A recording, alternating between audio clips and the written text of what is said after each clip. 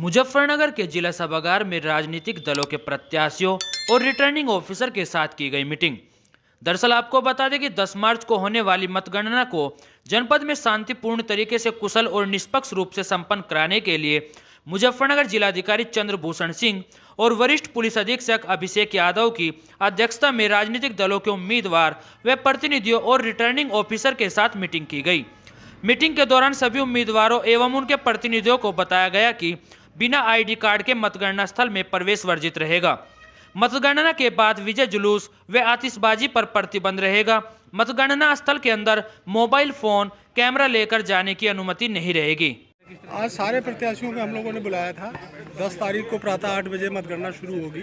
तो मतगणना की जो सारी प्रक्रिया है, जो आयोग के आदेश निर्देश है, उसके बारे में अवगत कराया गया और तरह तरह की जो भ्रांतियां उनके दिमाग में थी, उन भ्रांतियों को दूर करने का प्रयास किया। सर, कहा जा रहा है मतगणना से पहले कि 50,000 से अधिक लोग नहीं, उसी सब के लिए इनको बुलाया गया था कि भाई इस तरह का कोई प्रयास ना करे, क्योंकि जो भी सारी प्रक्रिया है वो आयोग के आदेश निर्देश के क्रम में हो रही है। प्रेक्षक गण यहाँ मौजूद हैं, वो खुद सारी प्रक्रिया को वहाँ पे देखेंगे और सारी प्रक्रिया जो है, जो जितना भी वोट पड़ा है, सारे प्रत्याशियों को हम लोगों ने बूथ वाइज दे दिया है। तो कहीं कोई भ्रम की स्थिति नहीं है। एक फुल प्रूफ सिस्टम है। एक ज़बरदस्ती का भ्रम फैलाने का प्रयास हो रहा है और उसी के लिए आपके माध्यम से अपील है कि आप भी अपने चैनल में इस चीज़ को दिखा दें कि चुनाव की प्रक्रिया जो है बिल्कुल निष्पक्ष और शांतिपूर्वक और आयोग के आदेश निर्देश सर, टिकैत साहब द्वारा कहा गया है किसान। अब देखो यार, हम किसी का नाम नहीं ले रहे हैं। आप अपना किसी से पूछिए। मेरा काम है जनरल लॉ एंड ऑर्डर की बात करना। वो हमने स्पष्ट कर दिया कि कोई व्यक्ति यहाँ पे क्या करने आएगा। जब एजेंट को अलाउ है, वहाँ पे हर पार्टी का एजेंट बना हुआ है, वो एरिया सील रहेगा, तो वहाँ पे कोई आदमी आकर के दबाव बनाने का प्रयास करेगा तो सख्ती से कार्रवाई होगी। किस तरह की कार्रवाई? नहीं, कार्रवाई कोई आएगा ही नहीं। हमारे नहीं देंगे किसी को। हमने पहले बता दिया, स्पष्ट कर दिया कि कोई किसी को आने की जरूरत नहीं है। लोगों ने कहा, मेरी बात हुई लोगों से, तो लोगों ने कहा कि साहब निष्पक्ष होना चाहिए। तो मैंने कहा निष्पक्ष काम हम खुद ही कर रहे हैं। सरकार, शासन भी और ये क्या कहते हैं, आयोग भी चाह रहा निष्पक्ष हो। जब सारी चीज़ निष्पक्ष हो रही है तो आप क्या जरूरत है उसमें अड़ंगा लगाने की? किस तरह की व्यवस्था की गई है, किस तरह का व्यवस्था? देखिए, 10 तारीख में जो मतगणना होनी है उत्तर प्रदेश विधानसभा 2022 के चुनाव की, उसको लेकर जनपद मुजफ्फरनगर में त्रिस्तरीय व्यवस्था की गई है।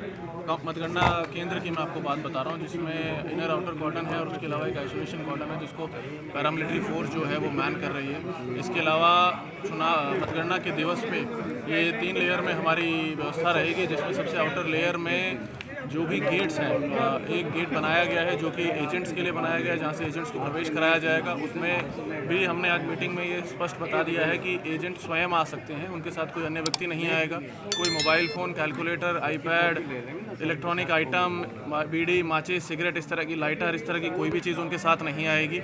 और एक बार वो मतगणना स्थल पर आ जाते हैं तो वो अंदर बाहर नहीं हो सकते हैं। बाहर जाएंगे तो दोबारा अंदर नहीं आ पाएंगे। उसी तरह एक अलग गेट मतगणना कर्मियों के लिए और मीडिया कर्मियों के लिए रखा गया है, जिसमें जिसके पास भी पहचान पत्र होगा वही आ पाएगा।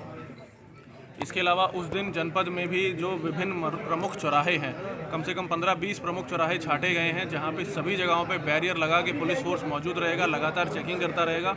जितने भी अगले 3 दिनों में जितने भी होटल हैं, जितने भी ढाबे हैं, बैंक्वेट हॉल हैं, सभी को हमारे द्वारा चेक कराया जाएगा, ताकि बाहर से कहीं कोई व्यक्ति आके उसमें पिछले दिनों में न रहने लग गया हो। सभी लोगों को स्पष्ट रूप से 2 चीज़ें बता दी गई हैं कि चुनाव उस दिन सभी वरिष्ठ अधिकारी इंक्लूडिंग डीएम, एसएसपी, ऑब्जर्वर्स वहां मौजूद रहेंगे। इसलिए किसी भी प्रकार की अगर किसी को कोई शंका है तो हम सभी लोग वहां मौजूद रहेंगे, हमसे वो बात कर सकते हैं।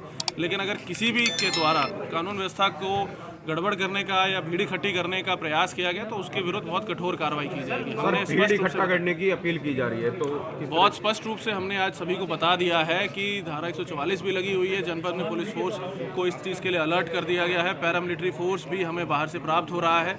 लगातार हम लोग अगले 3 दिन तक यही चीज़ सुनिश्चित करेंगे। सभी को स्पष्ट रूप से बता दिया गया है, कोई भी समस्या हो, पुलिस और प्रशासन लगातार मौजूद है। मतगणना को लेके मतगणना के दिन किसी प्रकार की कोई आशंका है, सभी वरिष्ठ अधिकारी वहां मौजूद रहेंगे। अपनी बात रखें, जो पूछना चाहें पूछें। डिस्क्रिपेंसी है उसको क्लियर कर दिया जाएगा, कोई इशू आएगा उसको क्लियर कर दिया जाएगा। लेकिन अगर कोई भी प्रयास करेगा तो उसके विरुद्ध कार्रवाई होगी। ठीक है सर। 9 और 10 तारीख को किसान भी आ रहे हैं ट्रैक्टरों लेकर, तो केजी ना। देखिए, मैंने स्पष्ट रूप से आपको बता दिया है कि जनपद में कानून व्यवस्था की व्यवस्था को संपूर्ण रूप से सकुशल बनाए रखा जाएगा और सभी को हमने स्पष्ट रूप से बता दिया है। अगर कोई समस्या है तो वो रहे।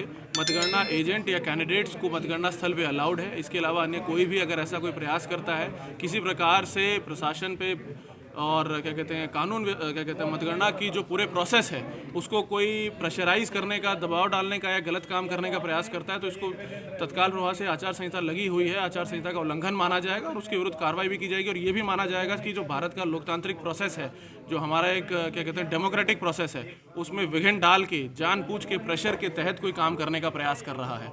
क्योंकि ये केवल एक ज़िले में नहीं, पूरे उत्तर प्रदेश में उस दिन मतगणना होनी है, सभी जगहों पे मतगणना होनी है। और अगर इसमें किसी प्रकार से कोई भीड़ इकट्ठा करके दबाव डालने का प्रयास करता है तो ये माना जाएगा स्पष्ट रूप से कि वो भारत के लोकतांत्रिक प्रयास के क्या कहते हैं प्रोसेस के विरुद्ध कार्रवाई कर रहा है और पूरी डेमोक्रेसी के विरुद्ध कार्रवाई कर रहा है। Thank you.